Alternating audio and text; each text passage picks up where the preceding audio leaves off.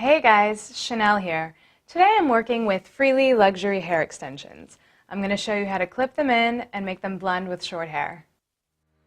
First, section the hair, separating the front from the back. Create a parting from ear to ear and section the top of your hair out of the way. Your bottom extension should be medium length. Measure that extension to the part line to make sure that it will fit in that section. Before you attach the extension, use a comb or a back combing brush to tease the hair where you'll be placing the extension. This will help to secure the extension, prevent slippage, and alleviate weight and pressure off your head. When attaching your extension, make sure that the clip is open.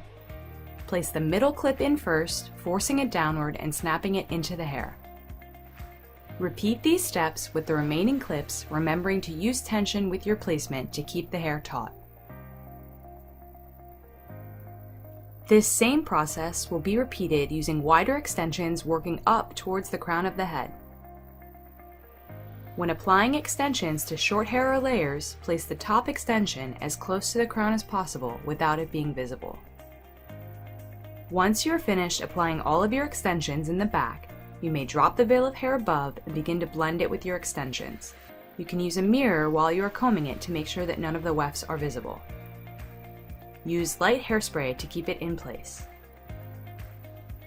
Gently secure the back of your hair with a clip to separate it from the front.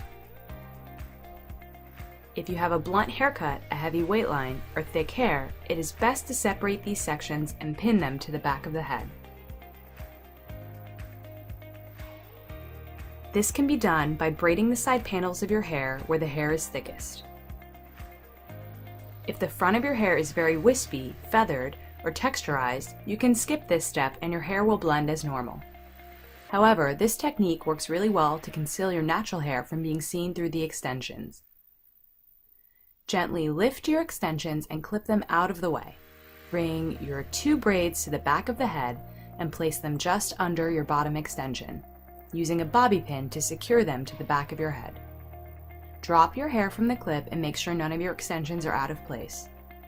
Applying an additional row of extensions to the bottom hairline using a backward clip-in technique can help conceal the remaining short hair. Simply attach these extensions to the base of your hair, facing the other direction so that these extensions lay in front of your natural hair. When attaching extensions to the front of your hair, make sure your sections are as high and as forward as possible without being seen. Placing wider extensions on the sides and individuals closer towards the hairline will create a more natural look. Depending on the texture of your hair, you can probably get away with applying your individual clip-ins without having to backcomb those sections. The more forward that you apply them, the easier it will be to conceal your bangs or front layers. If you prefer a softer look, you can trim your individual extensions once they're clipped in to create face framing layers. You can achieve a soft layer without cutting them by applying them in staggered positions.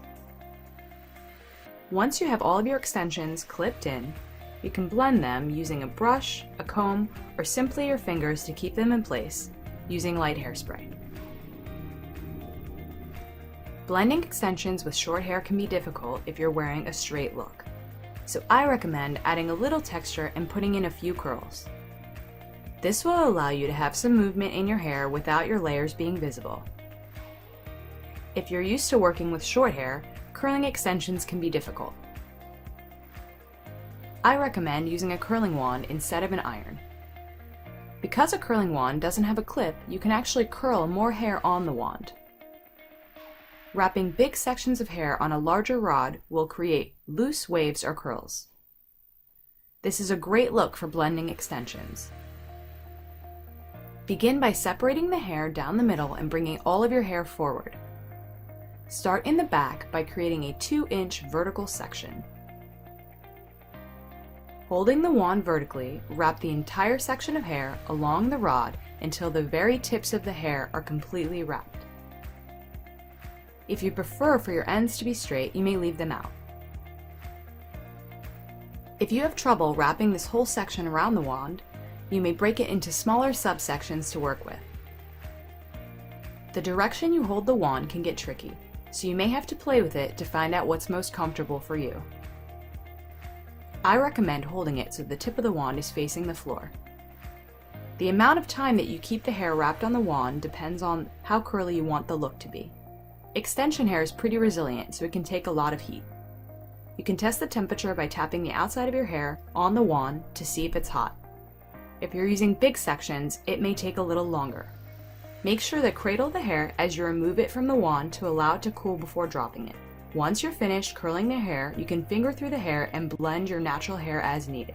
Voila!